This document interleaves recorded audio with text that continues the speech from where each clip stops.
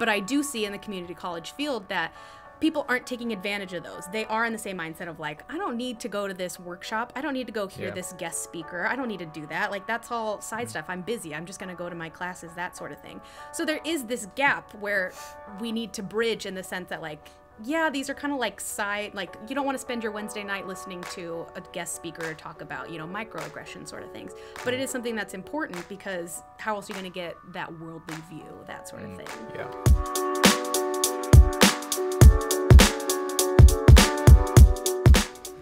Welcome to The Brew. I'm your host, Valtteri Salomaki. Today I'm joined by the other managing partners of Free Logic Media, as well as Jacy White. And today's going to be a very interesting podcast talking directly about education, marketing for education. But to take it away, Jacy, I would love to hear a little bit about your background and what you do. So I'm Jacy. I went to USC where I actually studied print and digital journalism. I kind of had the mindset I'd be the next Barbara Walters. But in college, you kind of realized this isn't exactly what I want to do. I ended up getting an internship while I was in college for marketing. It was for a company that kind of like read movie scripts and then just kind of did summaries of it. And then they would do brand partnerships with like certain cosmetic companies and other movie sort of things. So I really fell in love with marketing through that and just how it was a lot more creative, and I liked that idea. So after college, I had a social media manager position, and then I now work at San Bernardino Valley College, where I started off as the social media coordinator and then kind of worked my way up, and I'm currently the marketing project manager. That's awesome. What was it like being like, what was that transition from social media to the big picture? I think it was kind of a natural transition. I started in that department, and then it kind of was just, I brought in my own ideas of, hey, we can kind of make this better. And then over time, like, people started to fall under me in the sense that things that I needed for social media, I would have to assign to other people in order to get that kind of content. So it just kind of naturally evolved to where I would ask people for things. So I became more of like a coordinator of projects. And then I just took on more responsibilities, became more involved in some of our campaigns, and then just kind of eventually worked our way up to the marketing manager. Got it.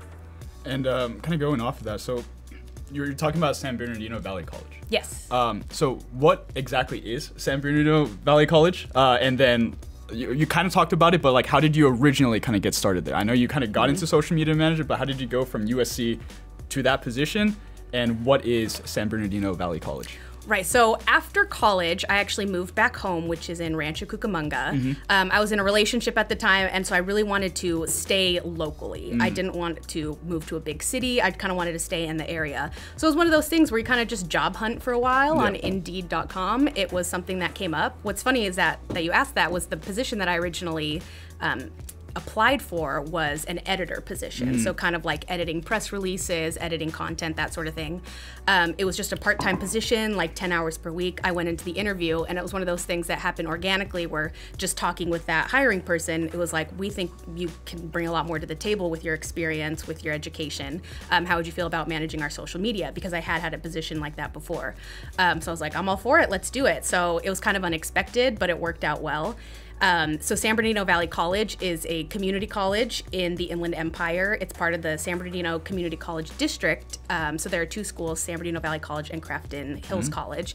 So those two colleges work complementary to each other in the sense that there's no duplicate career technical education program. So our school is very big on like a welding program, aeronautics, those sort of things, whereas the other school has like respiratory therapy, firefighting, that sort of thing. So we kind of work together, but San Bernardino Valley College does work in its own entity and kind of just marketing the school to increase enrollment.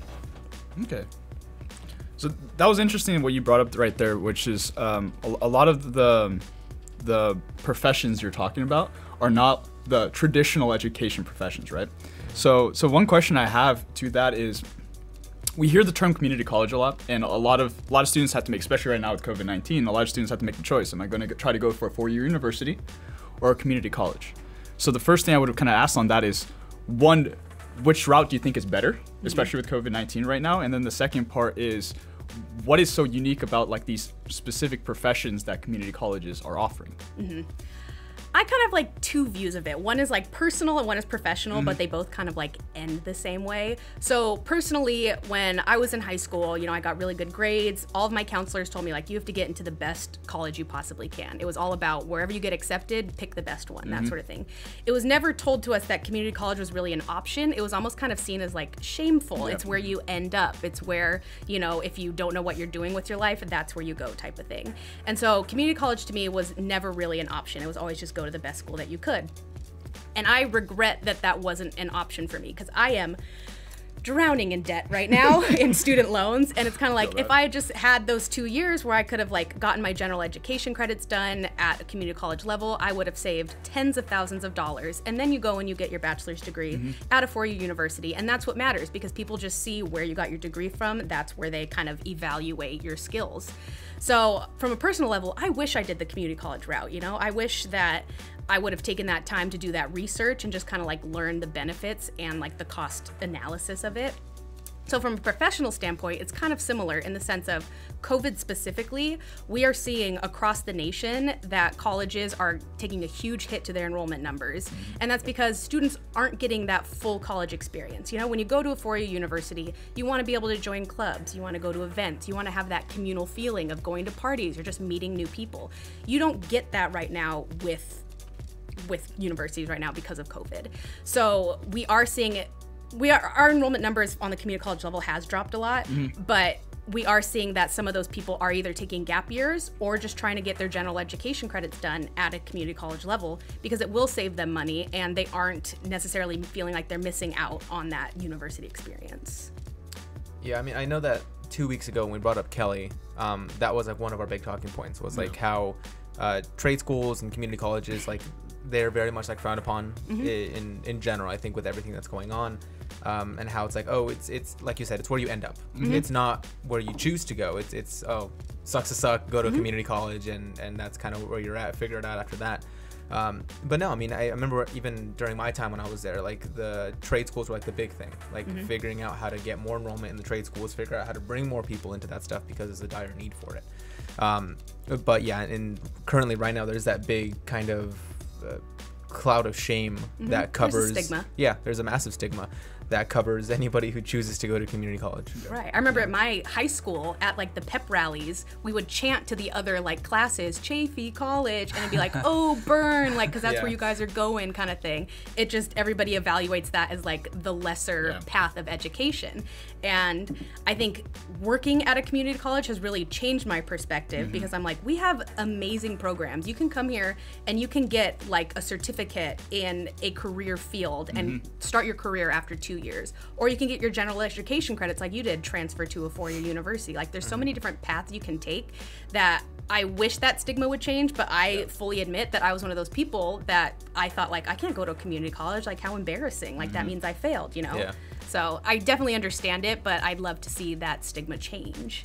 Yeah, and I know that, at least for myself, it's one of those things as well, like I can preach the benefits of community college up and down, left and right, but the biggest benefit for me is leaving high school, I had no options, like nothing, right? So I go to community college, you figure it out eventually, right? You figure out what you want to do, what you want to pursue, and professionally, and I think even personally to some extent, right? And then from there, your options open up massively. So if I was to have gone from high school to a traditional 4-year, my options would be basically zilch, like nothing. Like I would be lucky to get into any traditional 4-year, and if I did, it would be with just massive amounts of debts being racked on to me. But because I took my time, I went to a community college, I took that extra year to figure out what it is that I wanted to do exactly, dabble in a little bit of everything, figure it out, get really passionate in that, thrive in that, and then go get my 4-year degree without having to accrue any debt whatsoever at any point in my life. Like I'm leaving with 0 student debt, and I attribute that entirely. I wish that too, man. This is why community college is so great. You can go in, figure out what you actually love to do, because there's so many options that you can kind of dip your toe in a bunch of different pools, figure out what you love to do, and then from there, take it, grab by the reins, and really just like take that thing, pursue it. And yeah, I fully believe that if you're someone who can grab the thing that they're passionate about and pursue that in community college and then further on into a traditional 4-year institution, you can leave debt free or with very little debt. If you do have to, like, I was fortunate in the fact that I was a commuter, so I could drive to my school. So that's one of the reasons why I didn't take on any debt. I wasn't paying any kind of rent out of my own. Well, I was, but I wasn't paying it like a massive amount.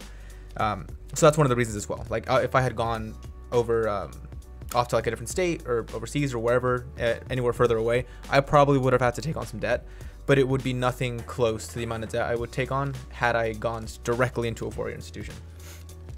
So, Jacy, to build off of all of this entire conversation, where do you think the future of education is headed with like the COVID-19 pandemic, with 4-year universities not really like changing the cost and more of like a positive light on community colleges in general? I think we're already starting to see changes within the educational industry because of COVID, in the sense that we had essentially 2 weeks to become a completely online school. Right. Yeah. And that was almost impossible considering our career technical education that I mentioned. You know, how do you learn welding over Zoom? How do you learn CPR? You know, those kind of things. It was really difficult. You know, I know our music education program is still kind of trying to figure out how can we match pitches like over like a virtual call kind of thing. So it has been interesting in that sense, but I also think it's really important that we have learned that you can do so many things online and you can make things so easy to do in a virtual format. And I think that increases, you know, the flexibility for students. They can take classes from anywhere. They can be, we're getting a bunch of emails every day saying like, hey, I live in Texas, but I saw you have this program that I could finish in 2 years. And it's interesting in that sense too, because one thing about a community college you have to consider, and this is from a community college perspective, not necessarily a 4-year, is that our taxes and like our area pay for our community college. So we don't necessarily want these international students or these other states, because we kind of want to focus on enriching our local area. So it's kind of twofold in the sense that we might be getting more high enrollment based on all these people coming in, but we do want to focus on our community at large.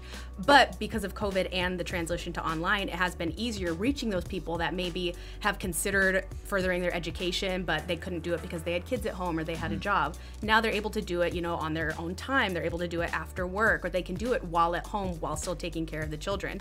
So I think it's great because I think it expands those educational options for people. I also see the future going towards more of like it being accessible financially. So at our school, what we had was the Promise program. So the Promise program, it was funded by the state, and it basically gave about like 1,000 students, high school students, free tuition for 2 years. And the catch was that you just have to complete in 2 years. Like you have your own counselor. They kind of hold you accountable. You get free textbooks. And it has been an incredible program because now all of a sudden these people are like, wait, I get free 2 years. I'm gonna make sure I finish in 2 years. I'm gonna stay on top of it because that's a waste of an opportunity. Like, I think in my head, it's kind of like the mentality of like Scott's Tots, you know, where how it's like they like their criminal rates went down, like they had a higher graduation rate because they knew it was guaranteed for them. And it's kind of that mentality where it's like, wait, if I'm giving this opportunity, I better take advantage of it. So I would love to see more programs like that moving forward because it really does change your mindset and change your perspective in the sense that I have to take advantage of this while I can. Okay. That being said, it doesn't end up like Scott's Tots, right? not. Okay. Okay, all right. Not that I know of. We're only like in our first or second year, so Okay, it should be okay. good so far. So far, so good. Yes. What do you like, especially with the disruption education? I mean, it's been primed for disruption for a long time because education really has not changed. Costs have increased, the value has not increased because even companies nowadays are not looking at that. The diploma is kind of a ticket you need, but they're not looking at that to hire. They're hiring based off experience.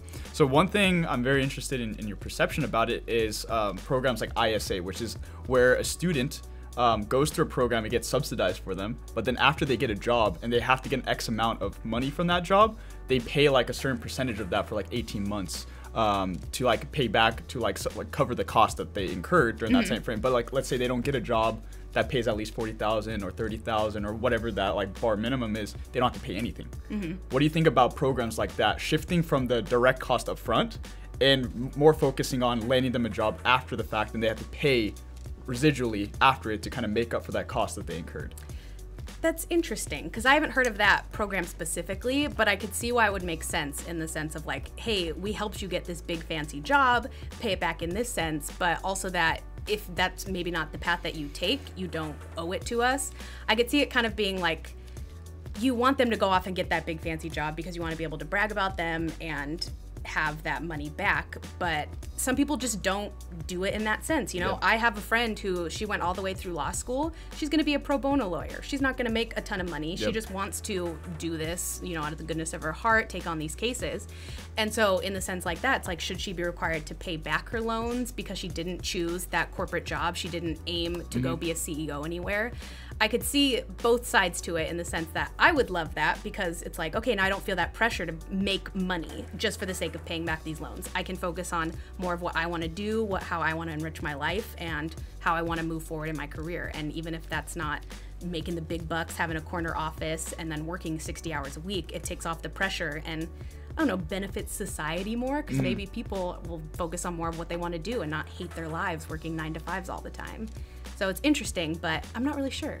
Yeah, because there's a lot of different models that companies are looking at. I mean, even corporations are looking at subsidizing the cost for somebody to go through their education, but they pay back whilst they work at that company. And there's a contract. I think that gets kind of messy because that's kind of like, you have to do this job now for 5 years and you're under this contract agreement and all these things. But at the same time, I do think that the financial side of education really needs to get fixed. Because as we're talking about, we have student debt and it's just going to grow and grow and grow. And the thing that people don't understand, it's compounding interest. So even if you have an X amount of student debt when you finish, to pay that back, it's not like you just pay that amount.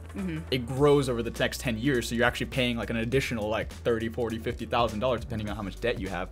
So the other part of that is, do you see that the trends in education are moving a lot more towards like hands-on application versus theory? Because theory is important, and especially like we'll go into marketing in a bit, like you have to know the theory, because if you don't know the theory, you can't do marketing correctly. But do you think that programs are now adapting more to the application side of things versus being so stuck on the theory that really hasn't evolved that much in the last couple decades? I would say from a community college aspect, it is a lot more application and hands-on. You know, we really do focus on advancing your career as quickly as possible. I would say on the 4-year level, it is more about theory. It is more about, you know, exploring and asking questions and learning more about your career field. But from a community college standpoint, it absolutely is like hands-on. Like what skills can we give you right now that you can apply to a job in 2 years? And that's just for like the career and technical side of things, but even for like the math, the business, the science, you know, it's hands-on, microscopes, you know, with math and business, it's kind of like working, networking, that sort of thing. It is a very much approach of based on the community college system that not everybody transfers to a 4-year. You know, not everybody has that goal. Not everybody needs to get a bachelor's degree. It's about gaining experience. Sometimes it's not even about getting an associate degree. It is about personal fulfillment. It is about just gaining new skills. We have a huge cohort of people that come in just be like, oh, I haven't taken a computer class in a while. I need to brush up on my skills.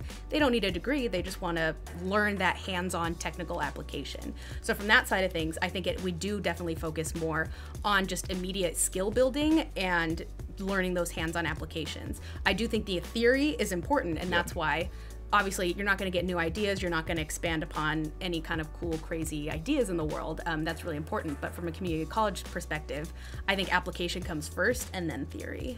Got it. Yeah, the reason why I'm asking that is, like, if you look at, especially tech industry, it's a little different obviously from other industries, but especially in tech, they completely removed the removed for even a high school degree. Because they got into the point where they're like, the theory doesn't matter because it changes every day. It's adapting so quickly because like for example, and I always find it super funny on like job application when you see like you have to have 8 years of experience. I'm like, that just came out 3 years ago. How am I supposed to have 8 years of experience? I think the funniest post I saw on LinkedIn was this guy who created a language, a programming language, and it said that you need to have like it was like 7 years of it, and he invented it 5 years ago, and he applied to the job. He's like, I can't even get this job. And I invented it. So that gap between kind of like the speed that the market's going versus how education's going, do you think that there's any solutions that education can bridge that gap, or is it just education needs to be kind of thought of as a separate entity for like personal development and the knowledge growth versus getting a job? Because I think that gap is going to keep growing very, very fast. Just especially the job markets, like AI is changing a lot of jobs and it's displacing a lot of jobs. So if you go through a 4-year university, by the time you started to when you ended, the market is different. So you can't expect your skill set to match up and align with the market. So do you think there's any solution to fix that? I don't know about a solution, but I totally get what you're saying in the sense that right out of college, my first job was a social media manager. Telling my family that, they're like, that's a job now? Like, are you serious? Like, wow, how embarrassing. Like, they didn't understand it. Whereas, like, my peers, they'd be like, you're getting paid to be on Facebook all day? That's awesome, you know? And now Facebook's even dying since then. So it's an ever-changing landscape that I do think it's important to bridge that gap, because if you're just teaching hands-on application, you're not keeping up with the times. You're not keeping up with technology, AI, like you said, and there definitely needs to be some type of bridge there to where it's about innovation, it's about moving forward. It's not just what can I do right now to get the job done. So I think that comes a lot from, I don't even know with a solution. Yeah. Like, it's hard to say, but it does need to happen, because you do need to make sure that people are forward thinking, that they're trying to be innovative, and they're looking ahead to try to fix solutions, but not even fix things, you know? Sometimes it's just about making things better and improving processes. Yeah, and I feel like that's the gap that really tends to happen in university education, because they, like, especially with UCs, they have to be research backed. So let's say that there's like stuff like blockchain. They can't technically have classes on that fully until there's enough research behind it so that they can teach it in a class. Because I saw that firsthand, because during my MBA, I had to design my own course on blockchain to be able to study, but it was like a research. I did my own research on it. Wait, what's blockchain? Don't get him started. Okay. I was like, I don't even know what that is. That's going to go into like a 5-hour tangent if we're going to go into that. The hardest stop we've done on the show yet. Yeah, we'll Have you heard of Bitcoin? No, stop it. No. This is a slippery slope. Bitcoin is what it meant to do blockchain. We're not going to. We'll go into another time. Okay. Got it. We'll do it after. You got it from here. God, you're tearing. My heart almost stopped right now as soon as you brought up blockchain. Gosh. Check his heart rate. Oh, it's bad right now. Here, okay, so no. One thing that I was gonna bring up before blockchain came up. We'll talk about it later. Okay. I'll put that in the over/under. Before all that stuff was brought up. Now that we're a bit calm. I'm fine. Yeah, I'm the one that's panicking. When you're calm. Okay, when I'm calm. Too much coffee today, man. Too much, man. Okay, so one thing that I was gonna bring up, to your point of this this overbearing gap that has been honestly has been getting bigger and bigger as the years go by, between theory and hands-on application. I do think that honestly that's the one thing that community colleges are good for.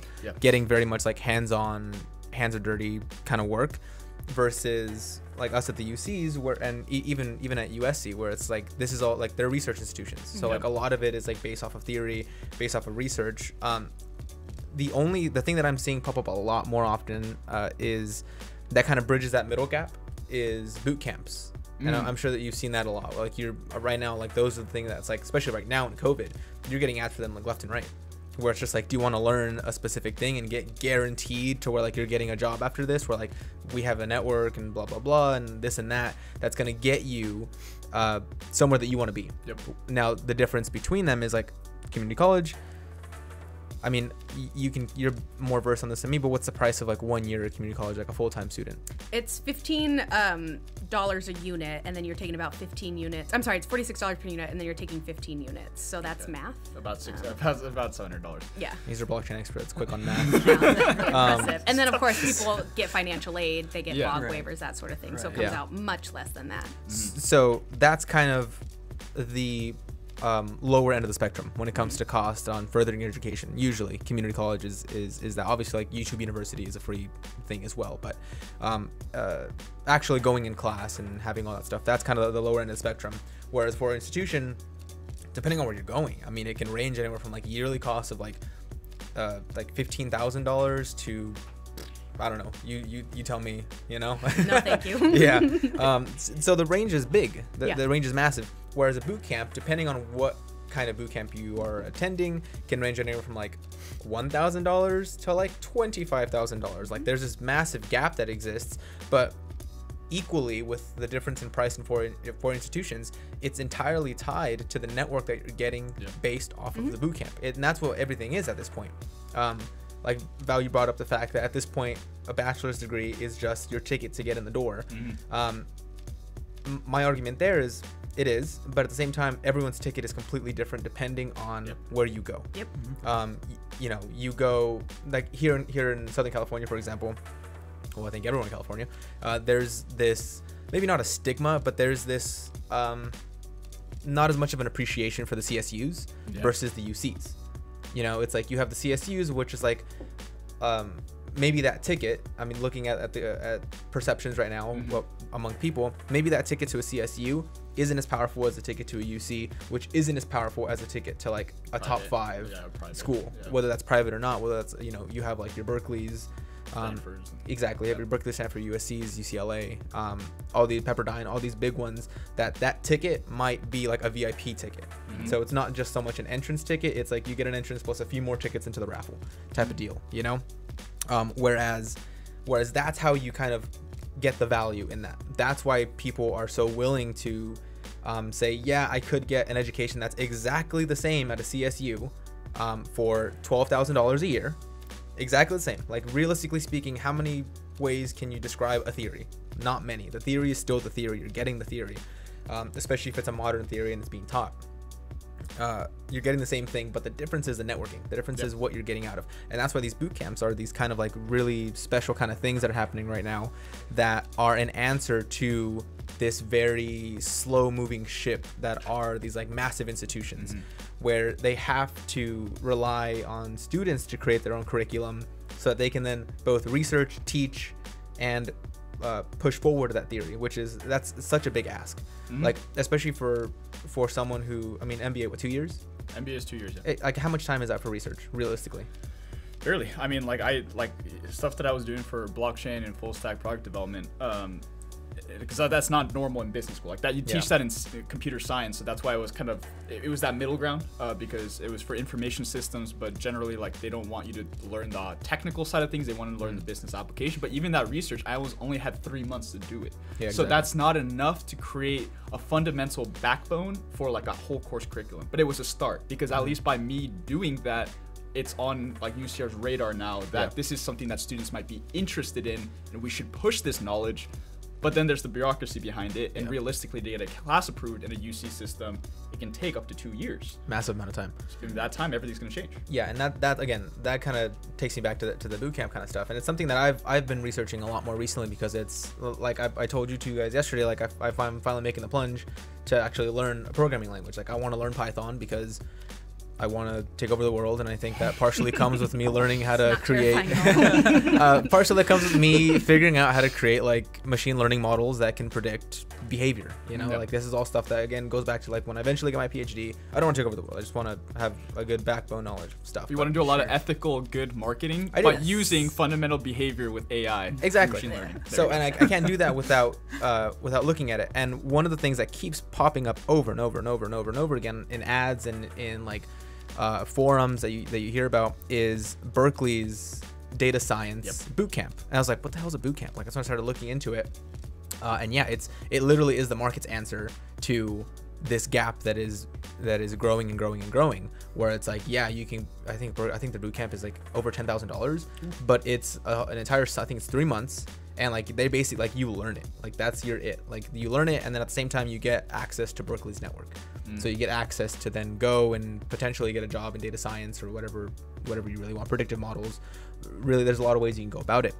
But I think what's unfortunately going to happen, and the thing that I'm kind of like, how's this going to go, is are more people going to start valuing ISA? Are more people going to start valuing these boot camps where you have all of the perks, theoretically, of these four-year institutions, but you're getting them with the know-how that you're probably going to get a job, because this isn't theoretical training, or this isn't solely theoretical training. This is, you are learning how to do something, and while you learn how to do something, this is something a lot of people forget. When you learn how to do something, whether you like it or not, you're learning theory about it. That's just what happens. You learn that this does this because of that, and this can't do that because of this. That is theory. So I'm wondering if these boot camps are going to slowly, year by year by year by year, start chipping away, because you can get financial aid. All this stuff is happening through extension centers at the main colleges. So it's this weird kind of cannibalization that's happening within these institutions, where like they themselves are offering the thing and financially backing the thing that may or may not lead to lower enrollment overall. So it's this interesting kind of like balancing act on like what is the four-year institution going to look like? What is the two-year institution going to look like in 5 years? Because I mean, I know I know for a fact, like all these like boot camps and these seminars and all stuff 5 years ago, that wasn't it wasn't a thing. Like, and if it was a thing, you were dealing primarily with C-suite kind of professionals, like people who are paying like 80 grand to go to these boot camps, you know, or even 100 grand to go to these things just to get a something out of it, whatever it might be. So I mean, I definitely think that goes back to a really good question that you brought up, Nikhil, which is like, what is this stuff gonna look like in the future? You know, like in your opinion, like knowing that these things exist. I personally think that community college is still gonna be a critical role. I do too. Solely because of the barrier of entry financially. But four-year institutions, which is something that I think me and Val have like nightly lullaby conversations too about how the four-year institution is gonna like come crumbling down, you know. It's like but I definitely want to get your opinion on that, like how what's your take on all that? I absolutely think it's kind of moving in that direction, you know, speaking from personal experience. When I first came out of college, people would look at my resume and go, you went to USC, come work for me. You must be smart, you must be able to work quickly or like adapt to anything. That's how I got my first internship. They'd be like, you go to USC, come intern with us. I'm like, I'm a journalism major. I don't know anything about marketing. They're like, doesn't matter. We know you're a good student. And for years, I've always said that a lot of people be like, wow, you must be really smart. And I'm like, I'm not any smarter than anybody else. I'm responsible. You know, I was a good student. I did my homework. That's the difference, you know? So kind of going back to what you were saying, how like they don't even require a high school diploma. You don't have to. People aren't smart based on their education. Yep. People are smart based on, you know, how they think, how they apply their knowledge type of thing. So coming out of college, it was very much about, wow, you went to USC, like come work for me. That's really prestigious. A few years ago, I had a dream of moving to New York City. I wanted to like quit my job, move, and like start over. So I was starting to like look into other jobs in New York, that sort of thing.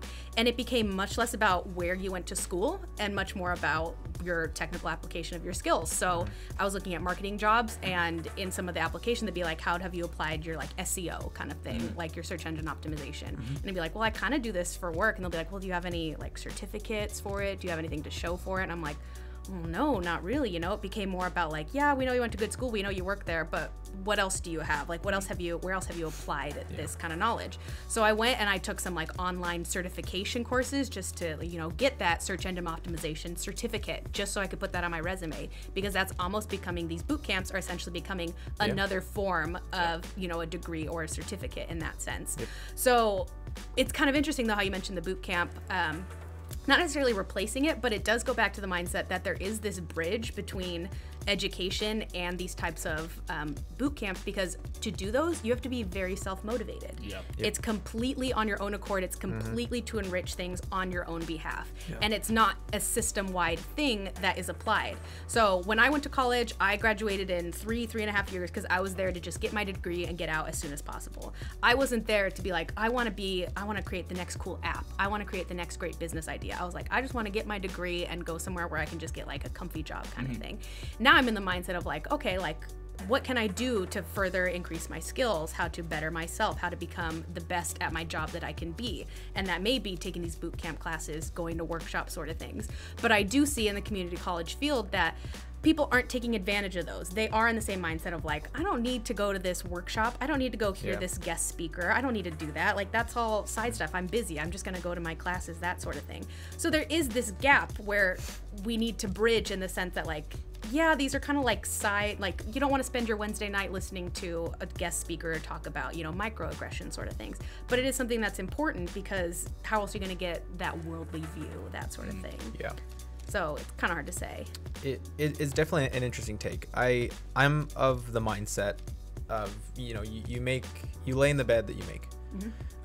And that kind of applies, I think, to a lot of different things. Like a lot of people associate that with like a very negative connotation, where it's just like, oh, you created this really shitty situation for yourself, now you lay in the bed, you know. But I attribute it even to just day-to-day life kind of stuff. So like my first year at Valley, just transactional. I would go in, go out. I had no friends, and if anyone tried to talk to me, I would just look the other way. Like I was like, don't even look at me. I don't care who you are. I'm not here to make friends.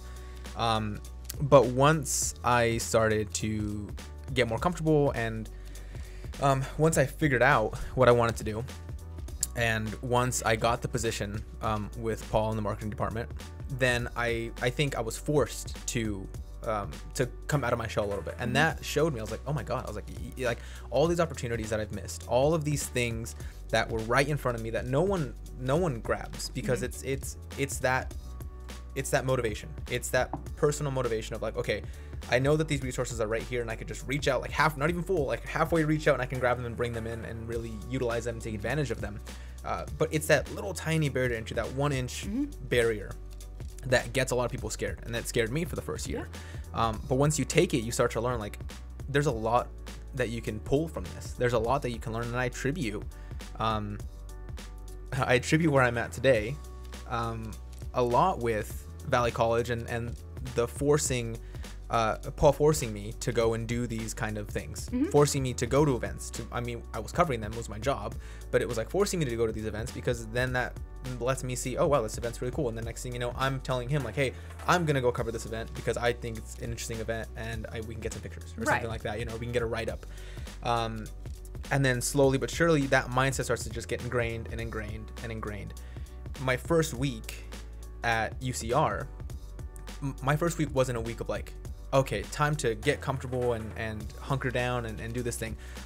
Immediately I was looking for research assistant positions, like to the point where it's like immediately I went and I looked up like research positions, and I found Yi Lee, who's one of the marketing professors, and I was like, I just went to his office and I was like, hey, I just transferred here. I see that you're doing research in a thing that I want to do.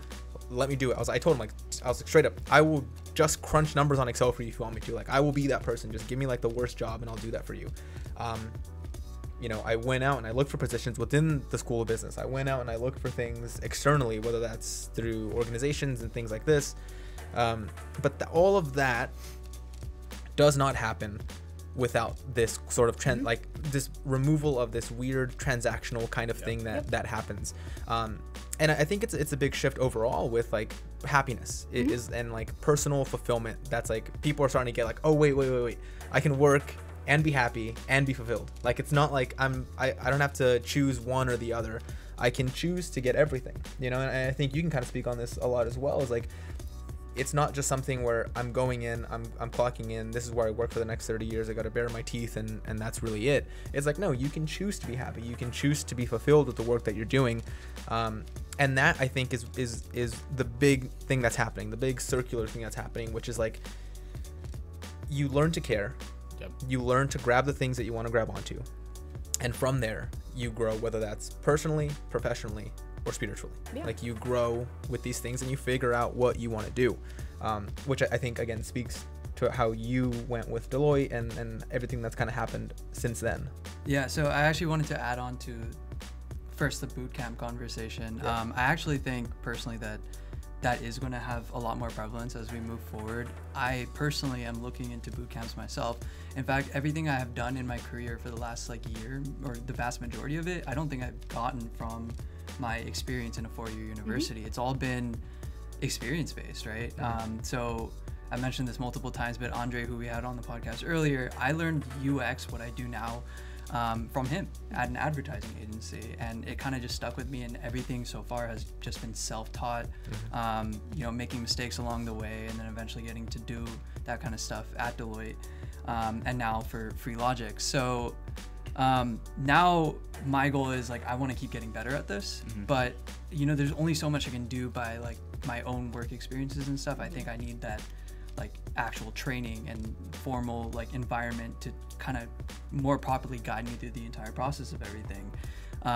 So yeah, I'm like comparing, do I go to a 2 or 4 year university and get like a master's degree in human computer interaction and spend $60,000 a year, or do I go to a place like, I don't know, General Assembly or something like that for a few months, but be super busy during those few months and pay a lot less than I would at this university, right? Funny, I actually get ads from UCI, not Berkeley, Oh, you're right down the street, though. Well, yeah, I'm right down the street. Actually, one little aside. So the way that Luis and I communicate outside of just stuff that we talk about work, he sends me ads that he gets on Instagram. Same. Yeah. So he does it to you too. Yeah, Well, absolutely. We just send it back and I forth. thought it was special, but No, you are special. I don't send him the same ads that you get. We do like ads for ads, like how to like create more landing pages and ads, and he sends you ads probably for different things. So. Yeah, like I send him ads, and sometimes I'll just be like, look how shitty this ad is. And other times I'll just be like, this is a fantastic ad. Yeah. Yeah. Well, you sent me something about like AI-powered WordPress website. I actually think I sent that one to him Oh, too. yeah. That's That okay. one you're Look, not that's special. double that one you're Yeah. not special. That one was for both, because that's like AI on us and the website design on you. Yeah, but I mean, I found out about the UCI program through that ad, which is pretty interesting. So that's like Interesting. something I'm looking at too. Huh? Okay, how'd that come about? The UCI ad? Yeah, and how just you I mean, found it through it? location and probably Oh, just okay. like my Google search history or something, you know? Yeah. But yeah, so that's my 2 cents on that. But going to, you were talking about happiness and stuff, right? Yeah. So, I mean, yeah, I figure that happiness is something that we should chase more than, I guess, the shiny job, right? And like, don't get me wrong, I think Deloitte is a great place for people and it was a great launch pad for me. But I realized I was much happier doing things for this company that we're building here, Free Logic. And I just feel a lot more fulfilled, like supporting small businesses and startups in a local area versus being in a massive company, right? And either way, I've been able to do stuff that I enjoy, which is like UX design, web design, things like that. But yeah, I think happiness is something that we all should focus on more as a whole. Yeah, I think with kind of marrying both your points was I had a similar experience with you in the marketing department at Valley at USC, that they had this great program for my major that I think should be implemented everywhere, because it really did change the course of my life, in the sense that as a print and digital journalist, so we had print and digital and then broadcast journalism.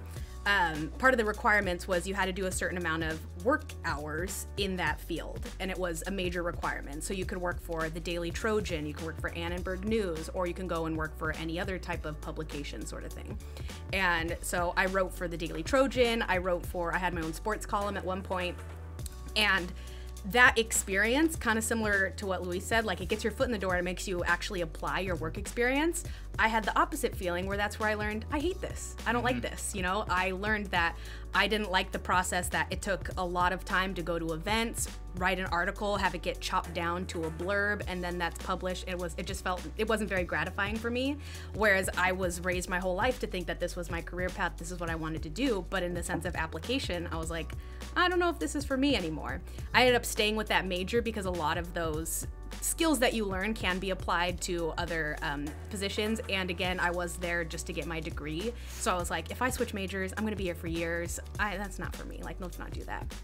But I really like that idea, in the sense that, yeah, you're here to get your degree, but how can you apply it to your specific career goals? So in the sense of happiness, yeah, I chose happiness because I didn't go that route.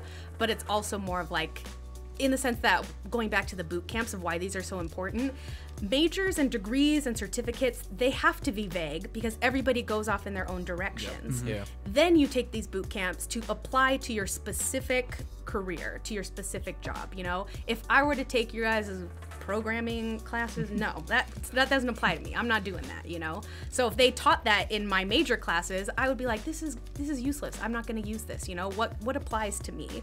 So I think there's a sense that I'd love to see in the college education field that there's some type of vague general education, because that's what you have to do, but there would be some type of element tied into where it's like you have to still explore what you want and learn certain skills that way. Yeah, definitely, because one question we have in the chat right now is like, for education, where is the sweet spot for practical application of knowledge? And it kind of ties into all the points we're talking about here, because education does have to be broad, because as we talked about, we're all like, we all technically caught the same degrees, but we're all focusing on different areas and we all have different competencies to an extent. So the reality of like, what is that sweet spot? I think the reality of the sweet spot is like, I think universities and community college need to have complementary projects and assignments to teach the application in different areas.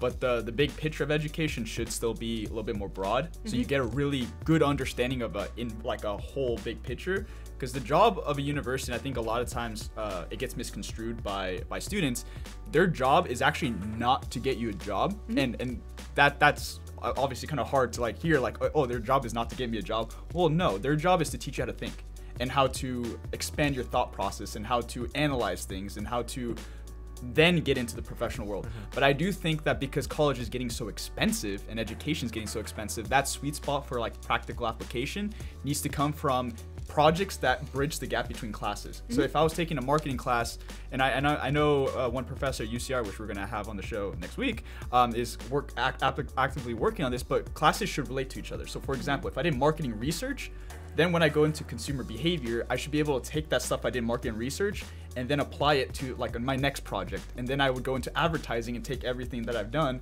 to then apply it for advertising, because it makes me understand how everything comes together and not in siloed pieces.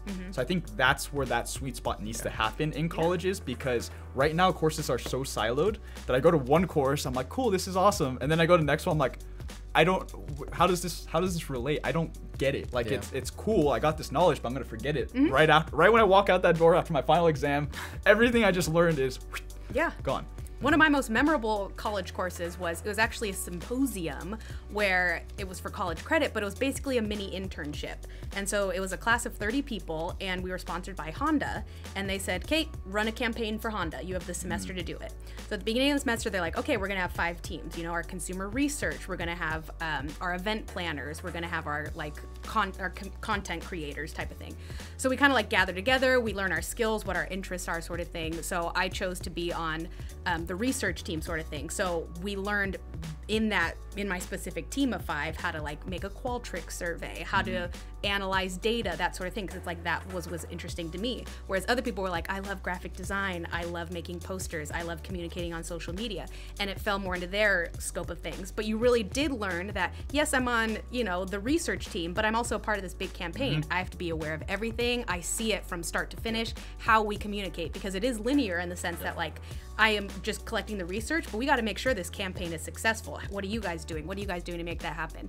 And it was probably one of the most enriching classes that I ever had. Like you said, I don't remember some of the other classes I took. You know, I had to take a lot of writing classes. I took a typography class. I don't remember those, but it was that like mini internship where I was actually applying things for a huge client, and now I have something to put on my resume.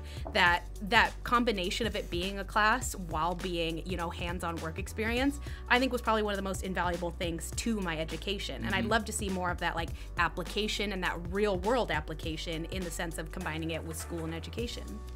Got it. I mean, yeah. I mean, I think we touched a lot about where education's going. I think now it's a good time to slowly shift into what is it like marketing for education, right? That we're talking a lot about like the skills that you're learning, but education as a sector is very different from the private sector, and for goods and like services, like that's easy because it's going directly into like a cash flow statement. University is a little bit different from that because you're investing into human capital and you're training individuals. So what is it like marketing for education, and how do you actually create a marketing plan for like a community college? It's interesting because we basically have 3 target markets. You have your prospective students, where come to our school, hear all the benefits, hear all the reasons behind it. You have your current students of like, hey, here are all the events going on, here's how to make the most of your college experience. Then you have your alumni, where it's like, hey, come back and invest back into the students. We gave you this education, give us money, you know, that sort of thing. And so you kind of have to, in the sense of creating a marketing plan, you really have to determine what your target demographic is for certain campaigns. So obviously one of our big ones is registration. That is both a combination of prospective students and current students, where it's about registering for classes, making sure they're taking the maximum amount of units. So we love students who take as many units as they can. That helps our enrollment numbers. Of course, we get a lot of people just kind of like taking classes here or there, but we really want to focus on the students that are working towards degrees and certificates. So in the sense of creating a marketing plan, within our marketing team, we have several different teams that, like I was mentioning before, they work linearly. Oh my gosh, linearly. So how it will work is kind of like the conception of, okay, we need a registration campaign. What kind of cool thing can we do? We don't just want to put a picture of a student, put register now. Like, what kind of cool ways can we communicate this? So it kind of starts with like our graphic design team and our content team, in the sense of here's what our graphics are going to look like. We're going to do posters. We're going to do flyers. We also need graphics for the website and social media. So then we have our social media team who will come together and say, okay, we're going to do a really cool video. And we've done some wacky things in the past. We've done some more safe things. You know, we've worked with puppets, skeletons, like just kind of interesting things to grab your attention, be like, what's going on here? So it basically starts with the content side of things, is how are we gonna, what's the message gonna be? Then the communication side of things is the second half of the whole marketing plan, where we have several different channels that we can communicate this message on. And because of COVID, it actually has to have been decreased a lot. So we had a huge focus on print media. And that was because students are on campus if they're just taking one class, but if they're seeing a flagpole banner, a lawn sign, a poster saying like, oh, registration's coming up, I didn't realize that, like maybe I should register for classes. That's where we were getting our most impressions, because it was a reminder for students that were on campus, that sort of thing. But then it also goes into the digital world, where we're doing it on websites, we're doing it paid radio advertisements, we were doing movie theater ads for a little bit, which was not gonna happen for a while now, obviously. Bus ads, that sort of thing. So it was more for the external audiences, where if you're going to the mall and you see a bus pass, you're like, oh, registration's coming up? I have thought about taking that like computer science class, like maybe now's the time, sort of thing. So then the communication side of things happens, where we do try to get that out to students. We have been working more with paid campaigns and working with geofencing before. I don't know if you guys, So geofencing is creepy, but it's effective, because we're basically tracking who receives our ads, which is probably, I wanted to bring this up when you're talking about UCI, you're probably being geofenced right now. For sure. Yeah, we're in the sense that we're tracking whoever receives our ad, we're seeing where they're going and if they're stepping foot on campus. And so it's this really innovative idea, but it's also kind of like, oh, like that's weird that they know where I'm going in that sort of sense. But we try to capture all of those, you know, current students that are on campus with our print media, but then prospective students that maybe are considering community college and the external side of things. So once we get all that communicated, of course, comes like the data, the analysis, what worked, what didn't work. So I would say overall, we have several teams that it kind of goes through. We have our graphic designers, we have our editorial team who will write, you know, press releases, good news about it, get the good word out about our school to make people think about us and consider us. And then it just kind of works in that way, where then once we get the message out, we kind of send it out that way. Got it. Yeah, there's a lot of pieces there. There is, yeah. And I think the interesting thing that you're talking about is how you're diversifying the marketing campaigns between print and digital. Because I think the one thing that a lot of aspiring marketers need to understand is, even though digital marketing is at the forefront of marketing, it's not the ends of all marketing. Because if you're so caught up on the digital side, you might be completely missing out on the opportunity to get easy wins by just having like billboards and having little signs and flagpoles. And a lot of times that gets mistaken. So I think that's very interesting how you brought up how you're diversifying those communications to students and then hitting them correctly. As for the geofencing, I would have a counter argument to the that one is a conversation that I'd love to have, because me and Val, that's our stuff. Not blockchain though, don't you ever. I still want to hear that. I'm so excited to hear that. But I mean, as for the geofencing, I think for that part, for marketing, I love geofencing. The reason why is you can build experiences out of it. So it is creepy if you just get like a bad ad. But if you get an experience out of it, it's a wow factor. And people don't even think it as an ad. So what I mean by that is, imagine you online, yes, I know your data, so I know you were looking at that computer science class, but what if you step by the campus and now you get an advertisement that puts you through like a landing page that like really details exactly like what you've been looking for a while, connections and like co-op opportunities that the community college has. It provides so much value to somebody in real time that they can make a decision that no other advertisements can. That's why I love geofencing, because you can really create opportunities right when they were making that decision. But if you do it the wrong way, that's when it gets annoying, and that's when it gets very like creepy. Like if I just get a random ad. One of the coolest ones, and we've talked about this a little bit, was I'm trying to think of like the quickest way to say what it is. It's like demographically based landing pages. So like the landing page will differ depending on what your demographic is, but at the same time, like the CTA, like the call to action, is exactly the same no matter what. The only thing that's going to change is like some of the verbiage, some of the images, and stuff like that. So it's really creepy. It shouldn't be allowed, but it is, and it's very exciting. Like it's one of the things that makes your life it. more convenient. Like I'm on the side of things where it's like, yeah, you can have some of my information if it's going to make my life So easier. we're on the same page. Val is not on that page. No. Well, I am and I'm not. So this is my general thing. I'm very two-sided. So they always make fun of me because I always say like it is and it isn't. But in this case, like for especially geofencing and behavioral targeting, I think I like it. This is the one time I'm okay with my data going out there because what it allows you to do is dynamic like web pages. So let's say that I've been especially for like, let's say it's a trade school skill. I've been looking at welding and I've been looking at another couple options. It'll take my web behavior of what I've been looking at, and then I'll get a landing page exact, like it'll say, it'll be your university, and it'll say exactly what that course is, everything, and it knows. And as an organization, you just create like all the different like landing pages prior to, but it dynamically changes it based off somebody's behavior prior to. I mean, this is what major tech firms are doing. It's not necessarily on like the small business side or at a university side, just because it's very technical. It's very expensive and very hard to do this.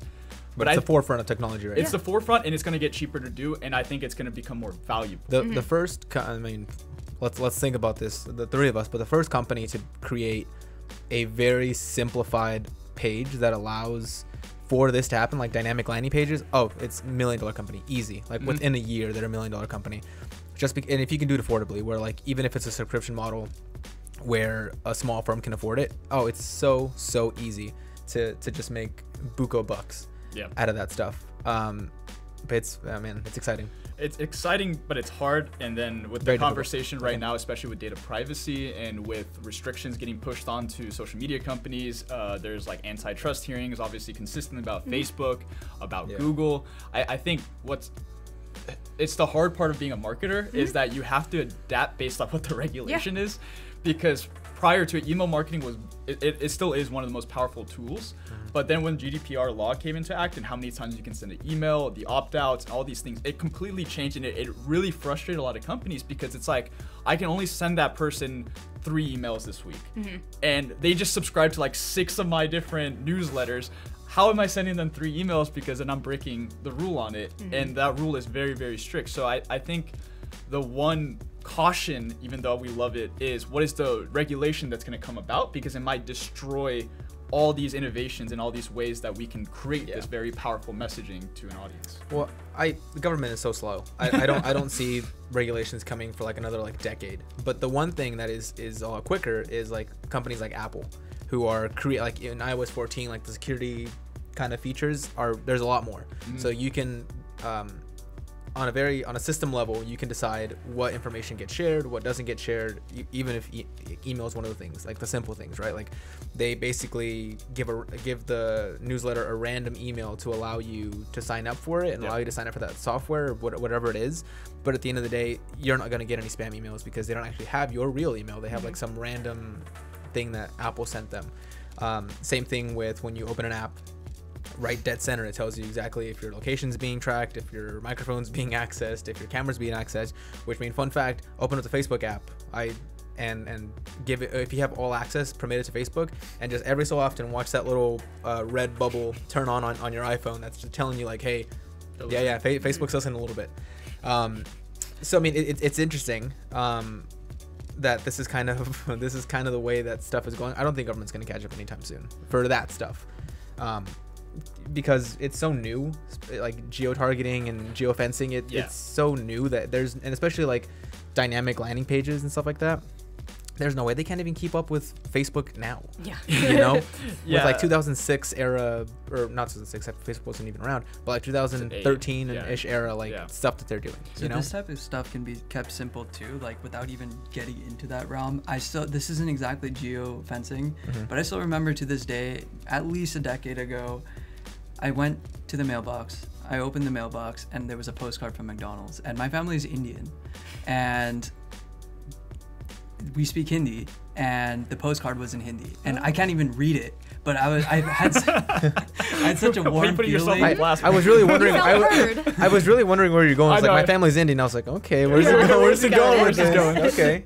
Yeah, no. So they sent some coupons in Hindi, and it just felt good. You know, I was like, okay, so that's a really good use of demographic data, in Yeah. my opinion, where it's just like they try to like appeal to your emotions a little bit. I mean, I guess if my mom or dad pulled that out of the mailbox, it would have hit them a lot more emotionally too, because they were born and raised there and they've been away from home for so long, right? So there's multiple ways of doing it, and it's been happening for years too. But yeah, I guess now with it's funny when it comes to Facebook. When Facebook Messenger first came out, I remember everyone was freaking out about like the microphone and camera permissions and stuff. I was like, guys, come on, it's just so you can send voice messages. What are you freaking out about? But sure enough, it's because they're listening to you. It's because they're listening to you. So one thing I kind of shifting back over to marketing, community college, and all that stuff before we got on the tangent of geofencing, which I'm sorry for that. One thing that I'm curious about, is how has everything shifted because of COVID? So like obviously I'm sort of privy to how the marketing was done previous to a global pandemic that was happening. But how has it shifted? Like obviously, like I know that you're not doing as much print. You're not doing these kind of theater ads. Maybe like certain other print ads are kind of like just on pause for now. But in like specifically like your tone and how you're sending a message to these three camps, you know, how you're sending a message to these incoming, current, and alumni. Like how has that shifted because of the pandemic? It's interesting because we did focus a lot on print media before all this, because kind of like you were mentioning before, a lot of people focus on digital media, but those are kind of like your cold leads. Yeah. Your print media are your hot leads. Those are the students that are already on campus taking 1 or 2 classes. If you can get them to register for just one extra class, that's a warmer lead than putting a bus ad out and just targeting everyone. Yeah. So when we lost that resource, I don't want to say like it directly contributed to the dip in enrollment, because obviously there's a global pandemic that had something to do with it. But I do think that a lot of our focus has shifted to the digital format, because that's the only way we can communicate with most of our students right now. And at first, it was kind of like this big panic of how are we going to transition everything to online? How can we make this work? But I have seen the innovation from certain departments that is kind of exciting. So just yesterday, our theater department put on a virtual play. They wrote a play over Zoom, and it was all Zoom based. So the topic was addiction, and it was about kind of having these like virtual AA meetings. And so they pre-recorded it, and then we live streamed it on our YouTube page. And it was one of those things of like, we got so many viewers from that, because I was like, hey, this is something new and cool. You know, maybe on a Friday night I wouldn't have gone to see the play, but you know, I had nothing to do this Friday night. I'm at home, like, let me watch this play. And it was really interesting in that sense. From a marketing side of things, we have completely revamped our website. So from March to now, we have put so many hours into our homepage, into these departmental pages, where that focus was not there 6 months ago. To our faculty and staff, you know, have been there for many years, it was always just kind of like this side piece. They didn't really see it as this great enrollment tool to attract people to our campus, or they only saw it in the sense of like, this is how students go and check their Canvas. This is how they go and turn in assignments. Whereas now it's like, I need to communicate with my students somehow. We need to get more students into our program. We need to update our webpage. So I've seen the biggest change there, where our homepage has probably changed about 5 different times in the past like several months, just to highlight like, okay, what are our COVID updates for all the students who have never taken an online class before? Here is the guide of how you even log in, because students didn't know how to do that. We also had a lot of older students that they were like, I can't communicate through my teacher through email. Like, I'm just such a in-person work hours kind of thing. Like, this is not working for me type of thing. We had to really walk them through this digital landscape.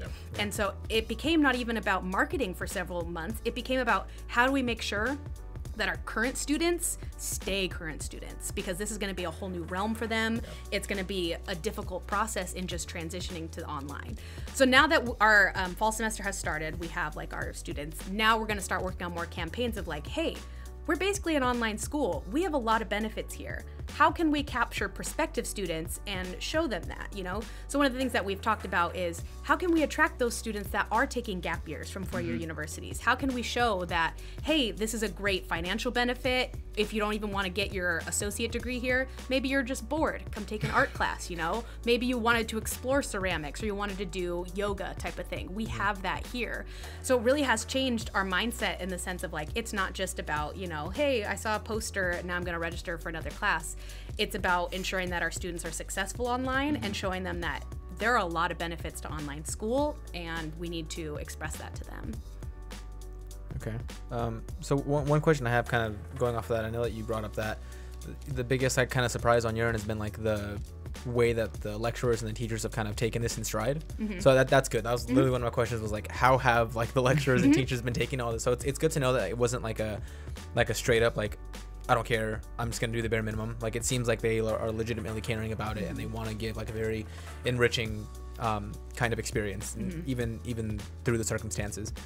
But one question that I do have is at the start of like everything, because with these podcasts that we do, we also have like longer blogs that we have, and through my research, one thing that I was looking at was these presidents of community college, most presidents that they surveyed, it was like 600 and something of them, they were all like, a vast majority, like talking like 80%, were like, oh, nothing but positive things to say. Because traditionally speaking, during times where there is like economic uncertainty and unemployment is going up, community colleges are the ones that really reap that benefit. So they're the ones that go like, okay, cool, unemployment's up, that means that our enrollment's also going to go up with it. Just it's a weird kind of ebb and flow that happens with it. I'm curious to know, like, at Valley, was that kind of the feeling going into the pandemic before like summer hit and all that stuff? Was it just like, oh cool, okay, let's maybe buckle up for a bit more enrollment like towards the beginning of summer than we would see normally? Or was it like, you know, you could kind of forecast, like it was like a very somber kind of, enrollment's not going to be good? I think at first it was absolutely like, this is going to benefit us, you know? These students, they're not going to want to go, they're missing out on the college experience. They can't go to their parties, they can't join clubs. So maybe they'll come to community college and like get some of their units out of the way. I absolutely thought that was the case. I was like, oh, my workload's going to ramp up, this is great. But then over the summer we kind of realized, no, people are scared. People don't, like, everybody's so overwhelmed and like mentally just not in the right headspace to even think about taking a full course load, that we saw that was more the case. So we kind of had to shift our mindset. Of course, part of our marketing department is the public relations side of things. So even if we're feeling like, oh, this is bad news, obviously we're going to project a very positive way and saying that like, hey, like, we know times are tough, but here are all the benefits to it. I will say a question that you asked earlier in the sense of like our tone and kind of like how we've shifted that mindset. I will say our social media tone, because that is the main platform that we use to target current students. You know, that's where they go to find out about events, they kind of do all that sort of thing. With our social media, we're posting, you know, like photos of campus, photos of professors, and it's more of like nostalgic now at this point of like, oh, like I miss campus, I haven't been there at this point. And our tone there has kind of been a little sad, being like, we miss you guys, like, hope you're hanging in there. It would be so like not genuine if we were like, guys, this is great, isn't online classes great, aren't you getting ahead? It's like, no, everybody's miserable right now, we're all at home, like we're all going through a really hard time. And I think that tone has kind of benefited us because it shows that like we get it too, you know? Like, yeah, we're just the social media people, but I'm working from home now and that's not something I'm used to. And so it's kind of like this relatable type of tone where it's like, this is a tough time, we understand that, and I think people really resonate with that because it's not something to celebrate. But on the side of like our marketing efforts and getting prospective students in, we have to take the different tone where we don't want to be sad and be like, hey guys, just come to community college. No, we absolutely want to project that, hey, here are all the benefits you can. We know it's a tough time, but this is the best time to do it based on the circumstances. So you really do have to shift your tone and your mindset based on those demographics. Our alumni side of things has been kind of tricky because that is more, we do have a foundation that they do a lot more alumni events, and all of their events got canceled. You know, all of their big fundraising events, their golf tournaments, their galas type of thing. So it has been kind of a struggle there where it's like, well, how do we still keep in touch with our alumni? And that has been more on we're working more towards the data side of things and like, how do we collect our LinkedIn data and get that database of our alumni so we can reach out to them and just see like, hey, how have you been doing? Do you still have your job kind of thing? And we want to know that type of thing. So I would say that's one area that it's like, we haven't even touched on yet because we're still in the transitional period of like, how do we even deal with this whole thing? But I think it'll be interesting to see how we're able to communicate to that side. Yeah, no, it's interesting. I've been following the social media, and yeah, that tone is like very much like I can sense like the nostalgia kind of like factor of it. It's like, hey, look at this campus, can't wait to go back on campus soon and stuff like that. But I will say one thing I do love that you guys did is put a mask on the Valley Bowl. I'm a big fan of people who are just superimposing masks onto their logos that are just Yeah. like with My first thought was, I was like, oh, this is so cheesy. But then I was like, well, it shows that we're in solidarity with everybody. And because we do have, our campus is closed, but some classes are in person. So for example, nursing, you know, they still have to get their license. So they still have to do some hands-on work. So they do social distancing while they're on campus. But they are on campus, they have to wear a mask sort of thing. So it was more in like solidarity with them. And I'm really happy with the response that we got to that mask logo, because we thought people would be like, oh my gosh, like eye roll. But it was like, no, like this is great. Like you guys are showing that you're acknowledging that there's a pandemic, and we understand that. Yeah, absolutely. So I mean, I don't know how much kind of insight you have on this one, but it's just something that when I was looking again, doing the research for all this stuff, that I found really interesting was this kind of weird future talk conversation that's happening right now with a lot of presidents of community colleges, where it's just like they know that right now they're taking a budgetary hit. And the way that funding works for a lot of community colleges is you get a set budget at the beginning of the year. That is your budget. They cannot move that budget unless like voted on for very specific emergency reasons. But what's happening now is you're getting presidents that are just saying like, okay, our budget's probably going to just be absolutely slashed next year, next budgetary cycle. Is that conversations that are happening at Valley? Is that something that's kind of like, is it like in the air? Maybe not conversations that are happening like day to day, but it's something that's like understood, like, yeah, we're probably going to get slashed in some way, shape, or form, whether that comes through student life, whether that comes through less funding for organizations, or whether that comes through less extracurriculars. I'm just kind of wondering kind of how Valley's taking that stuff. I would say it's absolutely in the air, because one of my first thoughts is, if campus is closed, what happens to our giant custodial team? You know, they don't need to clean all these classrooms all the time. You know, what happens to them? And I don't have an answer to that. I think that they had to furlough a lot of them, but I also think that they shifted a lot of their work roles. But we are absolutely preparing for our budgets to be slashed. And we're preparing for it now by transitioning some roles. So in the marketing department specifically, you know, I mentioned before that our print media was such a focus. We had one specialist who was just our print media specialist. What do we do now that we can't do that? We've had to shift his role into other ways in the marketing department. So one of the ways that we tried to innovate was we actually made a chat box on our website, which was something that we didn't have before, a live, you know, customer service representative where people would be like, how do I make an appointment with a counselor? So we took that position and transitioned it into this role. So he's now more of like a customer service type of role, but you know, he gets to keep his job, and that's like kind of one of the goals. You know, you don't want to cut funding, but it is one of those things that it's going to be like a necessary evil, because if the money's not there, it's just not there, you know? So it will be interesting to see, and people are starting to make cuts in preparation for that.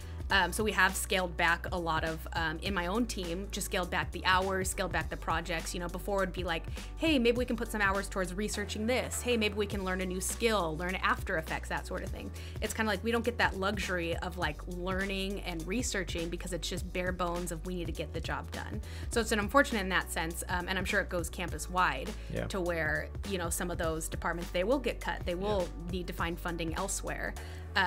So it'll just be kind of interesting to see, but yes, it's in the air, and I think people are starting to prepare for it, and they're starting to cut down on their hours. I also think that a lot of departments, you know, I've seen some faculty that it's like, you know what, maybe now's the time to retire. Maybe now's the time where it's like, I don't want to even deal with this. Like, I've had my time, kind of thing. And so I am seeing that, not as a widespread trend, but I am seeing that across campus, where people be like, it's just too tough right now. Like, maybe it's time to call it quits, type of thing. So we'll see.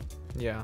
The part that is like, that gets me like a bit worried is, I know that during like when I was there was like certain departments that there was like the enrollment was just not there, and there was like this always like this fear of just like, oh, is that program gonna get cut, or is something gonna end up happening here,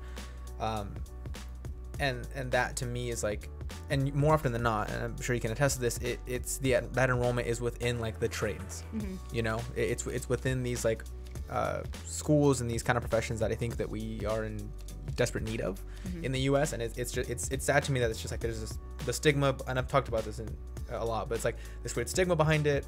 Like working with your hands is like something that for some reason has turned into a negative thing in the US, which I don't understand. But one thing that does kind of concern me, and I'm curious to get your input on it, is like there has to be like some programs that already were not doing well who are now staring down the barrel of like when these budgetary cuts do end up happening, like more often than not, you're gonna look at objective returns as when budgets are cut, as opposed to any kind of subjective like what matters, what doesn't matter kind of thing. Exactly, it's the first things to go. First things to go are the things that are not producing. And I'm kind of curious to get your kind of opinion on that and just get your feel for that. I think from my perspective, because I'm not super involved in it, all of our academic programs are fine. Those are the ones that like, we're not going to change those. Where the cuts will be made are more of like the specialized programs. So an example would be a few years ago, I spearheaded this internship program on our campus. So it was this county-wide thing. It was called Generation Go, and it was about getting high schoolers college credit and hands-on work experience. And so it was a semester-long internship where they had to work about 10 hours per week in various places around the county. They had to take a college class at the same time. I had to be in contact with their instructor, sort of thing. And so it was all around different jobs. You know, it was like the police department. It was, you know, several different things. So I spearheaded with our department this internship program, and I fell in love with my interns. You know, my first semester I had 10, which was way too many at the time. But then the second and third semester I had 3, and these were like my kids. Like, I loved them. I put in like so much work with them. COVID hit in the middle of their internship. Program ends, just completely ends. Wow. That was the first thing to get cut, you know, because it's like, that's not an academic program. That's like a side thing that we did.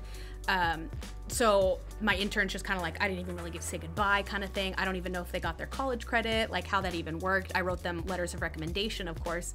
But it was one of those things where it's like those more specialized programs, it's like, well, you're not contributing to our actual, where we get our funding from, which is our academic programs, which is our enrollment. The state they don't care about like necessarily these internship programs or, you know, like you mentioned, these student clubs, these student activities. It's more of those like superfluous kind of like departments that I would foresee getting cut first, as opposed to these academic programs, because that is like the bread and butter. That is where we want to, you know, brag about the data in the sense that people go off and get these jobs. So yes, while like our wastewater program doesn't have that many students in the program, it's like less than, I don't know, 100 or so. Those people are still going off into their career fields, and like they're pretty much guaranteed a job, because that is a career field where all of the current workers are retiring. You know, there's going to be so many job openings that even though it's such a small number of students, they're going to have the data that we want to brag about kind of thing. Okay. So I would say that I would envision, and again, I'm not very involved in this side of things. I don't have the president going like, hey, we're cutting English. Like, no, that's not going to happen. But that's just kind of like my perspective of things, that it will be more of like these specialized programs that would eventually be affected the most. Gotcha. Yeah, I think just in general, it's an interesting thing of like the balancing act between, like, normally, right? You have marketing for these campuses that's very much like, it's one, I think for the most part, its sole job is to bring enrollment up. You know, like that's like the sole job. Like I remember when I forget at what point, but it was like one year, fall is usually the highest enrollment, and then what's the second one called? Spring, that one. Spring seasons. Yes. Fall is usually like the big one, because that's when people graduate high school, and then spring happens, and that enrollment usually is lower than fall. But I remember just like how momentous it was when one year our spring enrollment was higher than our fall enrollment. It was just like, oh, we did it. Like something is working. Where it's a turnaround point where it's like enrollment is just up. It's not like this like usual cycle. It's like, no, it's just a steady pace. So it's interesting going from that mentality where it's just like you have like this like steady growth of enrollment, where it's like now it's just like, you know, buckling. Like it's like now it's like we're just kind of hunkering down and figuring out what is working right now, what's functional right now, and how can we create the best for everybody under the current circumstances. Right. I mean, even looking forward a bit, I give it another year. Like being very like, I think realistic. Yep. Val, I'd like to hear your opinion on this, because usually you like to push timetables a little forward. Not on this one. Not on this one. I give it like a year until like everything is back to quote unquote normal, if that can really exist after all of this. But the interesting thing to me is this is the marketing aspect of it. This sort of, you know, how do you then take all of this? How do you take previously what you were doing, ingest the pandemic in a way that's very like data driven and can give you some insight on output and on data, and then output that in a way that just makes a lot of sense. Like it, and I'm curious to get your opinion on this. Like how is it going to change? How is your marketing a year from now? Like it's spring quarter of next year, fall of 2021. Mm-hmm.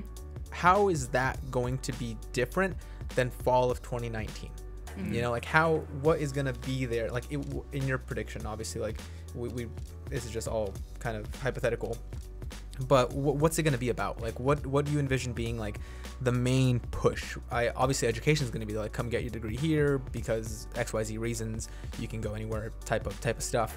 But what's going to be kind of the push behind that? Whether that's a push of sanity, like it's like cleanliness, whether that's a push of just like everything's back to normal, like forget it even happened, where it's like you don't even acknowledge anything that has to do with it. Curious on what you think is going to come of that. Mm-hmm. I think in like 2019, 2020, it's weird with marketing. I'm sure you guys know that it's like when you get those high enrollment numbers, like you said, if spring's really high, you like to take credit. You know, you're like, we got all of those students in the door. We did completely, yes, absolutely, yeah. We did. Yeah, and so when it's like, and then when it's like, they look at like graduation rates and they're like, hey, why is our graduation rate low? It's like, that's not our problem. We're just about getting the foot in the door. Like that's an internal problem. That's not us. So we take credit for that. So then when our enrollment dips, now they look at marketing and go, what are you doing wrong? And it's like, oh man, like maybe we shouldn't have like taken all the credit sort of thing. Now we're taking all of the blame. Yeah. Of course, we do have the cushion of blaming it on a global pandemic. Yeah. So it is not just like our centralized school that is facing this issue sort of thing, but we do have to transition our mindset and like, this is a different time now. We can't just be like, hey, come to campus and like go to all these cool events, join these cool clubs, have that personal interaction with your instructor, you know? Those aren't things that we can necessarily advertise. And we don't know what the landscape's gonna look like. So our campus just this past month decided that our spring semester will remain online. That was something that was still up in the air. We were still considering, oh, we might be able to do on like in-person classes, you know? Mm-hmm. So it's still this ever-changing landscape of like, we still don't know what it's gonna be like. But from a marketing side of things, we can't ignore it. You can't just pretend it's not there, you know? That's not genuine, that's not real. So I think acknowledging it is what's going to be really important, but also using that towards our advantage. So kind of like I mentioned before, where it'll be kind of like, yes, we're focusing on retention of those students. Like, okay, the ones that are already here, that have already started, it makes no sense for you to drop out. You're almost done, stay with it. Where the tricky part comes is the prospective students, because they are on this mindset of like, I can't go on campus. Like, what's the point? I use this as my escape. I use this to get away like from like my screaming siblings type of thing.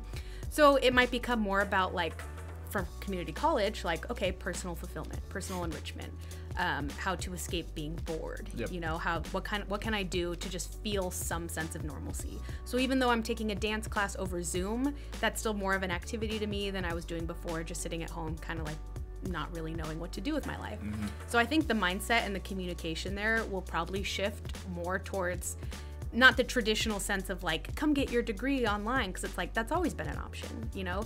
But how can we communicate in the sense that like, hey, times are tough. We know that everybody's struggling, like mentally, you might still be stuck inside. Who knows? Things may be in a truer sense of like being in person, but just communicating those benefits of like, well, at least you can come here or do this online, and we're here to kind of help you through the way, you know? So it's going to be tricky, and I don't even have an answer in the sense of like what it's going to look like, because I don't know, you know? Yeah. I don't know, but it'll be interesting to see how we're able to communicate different benefits than the obvious ones that have always been there for community college. Yeah, and I think that's something to be said as well. That's kind of because you bring up like it's very easy to have like those like the answer for those students who are currently already there. It's like that's an easier task of convincing them like, hey, just keep doing what you're doing. You're already almost there. Finish it up, you know.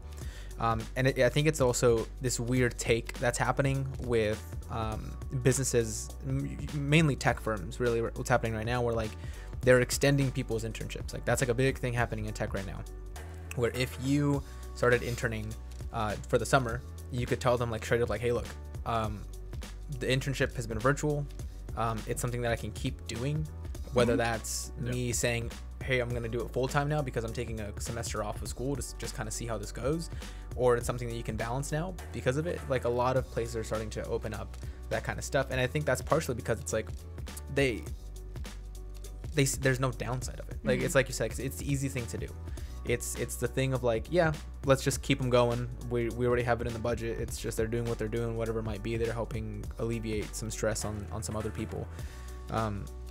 So I think it's interesting in the fact that like it's very easy to capture those and retain those, but then at the same token, a lot of those tech companies are seeing the same kind of impact that you're seeing, where it's like, how do you address this kind of thing, where it's like with a lot of places you have the same kind of feeling, like you want to go work somewhere because you want to go interact with somebody, you want to go see somebody, you want to walk around, you want to be in an environment that in your mind fulfills the traditional kind of approach to it, which is why online schools, they don't really do that. There's a disconnect between like, I'm sitting in a classroom, I'm looking at a whiteboard, and I'm listening to a professor speak directly to me, which a lot of companies are starting to see like a downside of that, where like a lot of places are, for some weird reason, you're seeing a lot less interest in tech companies and a lot more interest in just like very transactional jobs, where it's just like, I'm just going here, I'm making some money right now, and then I'm fucking out of here. Like I'm not doing it anymore, because like it's part of the territory. Like when you go work for like a Google, when you go work for a Facebook, you always hear like, oh, the environment's so good, there's nap pods, there's a basketball court outside, there's a Del Taco on every floor, like, or a Taco Bell on every floor kind of thing. It's like not Del Taco. Not Del Taco. Okay. No, I think there literally is a Taco Bell inside of one of the Google HQs. Well, that's the better one. I think in Irvine, actually. I'm a Taco Bell fan. Yeah, I think in the Irvine one. Because Taco Bell HQ is in Irvine, so that might be it. Yeah, There's partnership there. Yeah. So yeah, it's one of those things where like you have this kind of mindset where it's like, a lot of people are just saying like, I'll wait until I can get the full experience of working for these companies, and instead they go look at like startups. They go look at these like lesser kind of places where it's like there's no preconception about what they have to expect. It's more just, I'm here, I'm working, I'm getting a paycheck, I'm out. Where I see that benefiting us though, and like this is just a personal opinion, is that for me, ideally, and this is so bad to say, that it's like what would benefit our program most is if all of the people that got laid off because of COVID, they collected their unemployment for a little bit, they're like, okay, like I'll look for another job. They maybe explore those startup kind of options. They might try applying everywhere else. In a year from now, maybe they realize this still isn't working. I still don't have a job. Now I need to expand my skills and expand, my education sort of thing. So that's kind of like our original mentality of like what we thought would happen, where if all these people get laid off or if they're stuck at home with nothing to do, that they'll explore community college because it's like, hey, I'm already at home. Like I can further my education, put that on my resume and really have something to brag about. Where now it might be delayed a year, where kind of like in the sense of like an economic recession and where everybody kind of loses their jobs, it is that mindset of like, okay, now it becomes more about like who has the most experience, who has the best education. It's not necessarily about who's the best for the job. That would be the time where maybe they would go back to school. So in a year, like I would love to see that happen, where it's like maybe all these startups, like they realize like, I've been interning now for a year because of the pandemic, I took time off school, now's the time to go back. And so maybe we could focus on targeting those students where it's like, welcome back, or kind of saying like, hey, sorry it didn't work out, but now you can get a head start on your career and we can get you to the point that you want to be. So it'll be interesting in that sense. Yeah, no, definitely. Yeah. There's a lot of interesting things we talked about today. I mean, so one thing I did, there's a question in the chat here. Should people go to school to learn more about a hobby that they aren't planning on making money on? I think it's very interesting. A hobby that they plan to not make money on. Yeah, should people go to school to learn about a hobby that they don't plan to make any money on? I'm a big fan of hobbies, but at the same time, like if you're spending money on, like if you can do it for free, I'll say if there's a free route to do it, like we have photography classes, we have art classes, but that's something where you can learn that on YouTube, you can do that sort of thing. I will say to that point, community college is great for that in the sense of the community that you get behind it. So obviously not right now, but there are a lot of people, like, I don't know if you guys watch the show actually, Community, like Pierce, he's been going to community college for years because he likes going to campus, talking to people. It's part of his social life sort of thing. So if you see it as more of an activity that becomes part of the hobby, I definitely see some benefits for it. But personally, I'm more on the side of like, well, if you can get it for free and you can teach it to yourself, then the maybe old not. YouTube University kind of deal. Yeah. Google University. Just Google overall. I mean, YouTube's owned by Google. I think it also there's something to be said about someone who like legitimately is like extroverted and is outgoing. Like I know, for example, like had I solely gone to Valley to take a photography class, the professor that I took was John Kawa. Cool dude, fantastic, really smart, knows all ups and downs about cameras, which I would hope he would. He's teaching the class. But I would get to class early. I would just chat with him about stuff, and it was like little things, like just talking about gear and cameras that are coming out, because I'm a loser and I know about like camera stuff. And we all do. I mean, Nick, don't take offense to Nick. I'm sorry. Called out. I'm the same way. So like I started like talking to him, and that just led to like us just having like conversations, and then next thing you know, it leads to him being like, hey, I'm shooting a wedding, do you want to come shoot with me? And like in my mind I was like, oh crap, I've never shot a wedding. But in my mind I was like, definitely, man, like let's do it. And it's like, had I only gone to Valley, and had I paid out of pocket for that photography class, I still, like, with the amount of times that we did end up it wasn't my only wedding I shot with him. Had I just done that, I would have come out net positive. Yep. Like just from the money that I made with networking, with talking to somebody, with putting in that effort. So that is something to be said as well. If there are certain hobbies that you, for the most part, can't make money on, like there's I think it's the thing. There's hobbies that you legitimately, it's difficult to make money off of. Whereas with photography, graphic design, whatever, you know, you can make money off of it in some way, shape, or form, whether that's going on Fiverr and making like very quick little template kind of things, or whether that's photography where you're getting paid to shoot someone's portrait, or getting paid to cover an event or do wedding photography. So that's also a thing. It's like you could, in theory, make money off of your hobby, and it can still be like yours. You know, like it can still be yours. Like I've shot a good amount of weddings, both photo and video, and my brother-in-law is a professional wedding photographer. Like that's like his main source of income is wedding photography, and he tells me all the time, like, why don't you just go in like full time? Like, why don't you just do it? You'll make good money. And I have to like rationalize with myself. It's like, I don't want to. It's like I want to let this thing be something that I do like maybe 5 weddings a year, and it's just like a little bit of extra money that comes in, and I enjoy all my weddings, as opposed to him where it's like he's stressing about editing, stressing about doing everything like that. And I look at that and I go, I don't want that at all. Like I want to just let this be like my own personal little thing, and let it grow from there. And at the same time, had I gone and taken that class and not gotten any monetary return from it, I think I still would have enjoyed it. I would have enjoyed the fact that now me and John are like, I can call him John. Like it's like he's not like Professor Kawa. He's like, he's, you know, like I've hung out at his house. I know his wife. Like it's like we have a relationship that we built, a friendship. Yeah. And I think that in and of itself is something that to be said about going to community college to do these solely for hobby building. You know, like unless you're a transactional kind of person where you go in, you go out, you're gonna get more than just information about the hobby. Yeah. You're gonna get friendships, which at the end of the day, it's invaluable. You know, it's invaluable. These friendships that you can build, and these networks that you can end up building. So that's also one thing to be said about that. Yeah. Good it's question. Also kind of like, it's also in the sense that like you do have to keep in mind that if you're going for a hobby, it may not be as directed to your exact hobby. Yeah. Kind of like what we were talking about before, where it may not be specifically related to what you want to do. So I remember like I always wanted to start my own YouTube channel, and I was like, I don't know how to edit. Like I don't know how to do this. Maybe I should take like some type of film class. If I take a film class, they're not going to teach me to do the silly transitions that I want to do. They're not going to teach me how to do like specifically how I want to edit my YouTube channel. Yeah. So it's like in that sense, it was more about like, okay, I'll just teach myself how I want to do it in my own style. But I do agree that it is beneficial, because it's like, had I taken that film class, I would have gotten, you know, a mentor to work with. I would have gotten that more hands-on experience. I could have met other people that I could have collaborated with. You create the sense of like a creative community where it's like, hey, we're all in this together. What projects are you working on? Maybe we can work together type of thing. So I definitely think there are benefits to learning it on your own, but there are also benefits of taking it and paying for it. Yeah, absolutely. I mean, in a past life, when I was originally at Valley, one of the things I wanted to do was music theory, because this was when I was like trying to figure it out, you know. So it was like, what do I want to do? So I started taking music classes, music theory, all this stuff. And when I first went there, I was like, I know absolutely nobody. But at the end of it, I had like 4 or 5 dudes who I would just go to Guitar Center with in between classes and just go jam out in the little acoustic room. We would literally just like, we would get instruments from like all throughout Guitar Center, bring them into that little acoustic room.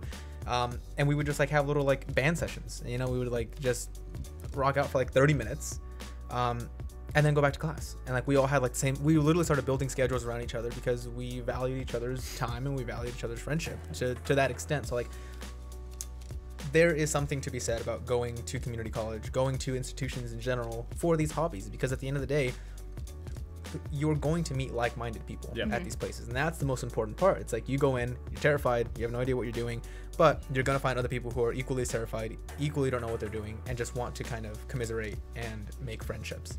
And it's a powerful thing. I mean, I still keep in touch. I keep in touch with 2 of them, but you know, it's something. You know, it's friendships that are built through this thing that I never intended on making money off of, but it's a hobby that I have. Yeah, and it's a hobby in the truest sense of the word. Yeah, I mean, kind of breaking it down, it doesn't have to be a community college, it doesn't have to be a university, but surround yourself with other people that want to do the same things as you. It'll enrich that hobby and make it more fun. But yeah, for the transactional side, I say be very careful with that as well, because the second you start looking at the ROI of a hobby, it becomes like a job, and you might burn yourself out, and then you're not going to enjoy it. So that's the other caution I provide there, is that if it's a hobby, make sure it's a true hobby, and don't try to go into it as in like, this is what I expect. If you don't expect anything, you're gonna consistently make it a hobby, not like something that I need to make money off of, or I need to do X, Y, Z. But yeah, so I mean, we talked about a lot of awesome topics today, but the way that we always close out the show is we talk about a failure story. Reasoning for this is because no matter where people go in any walks of life, there's adversity along the way, and that's how you end up getting somewhere. The adversity is what allows people to grow and allows people to develop and actually really find themselves in what they really want to do. Especially in the era of COVID-19, there's a lot of people might feel as if they're failing right now because they're not getting the jobs they want, they're not getting the education they want. There's a lot of factors there. So we're very interested to hear if you would have a failure story to share with us today. Yeah, I actually have been, whenever I talk about like my career past, I always skip over a part of my life, and I think I've done it today.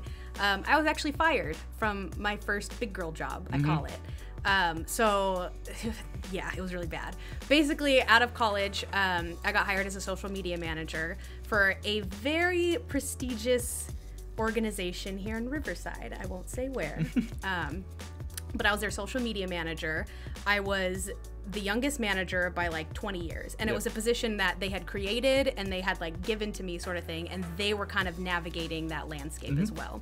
So I think I was making a ton of money for like, because they didn't really understand what my job was. I was making a lot of money to do not as much as they thought that like I really needed to do.